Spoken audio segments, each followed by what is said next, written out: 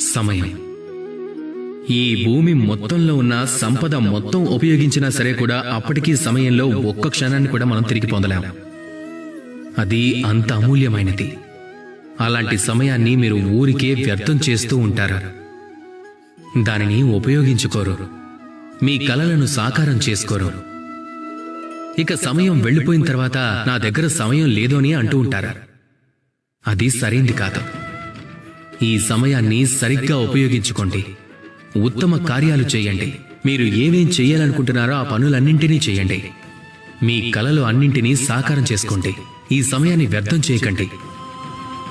సమయం ఎవ్వరి కోసమూ ఆగదు. ఒకసారి సమయం వెళ్ళిపోయిన తర్వాత దాన్ని మీరు సరిగ్గా ఉపయోగించుకోలేకపోతే అదే సమయం వచ్చి మిమ్మల్ని నాశనం చేస్తుంది.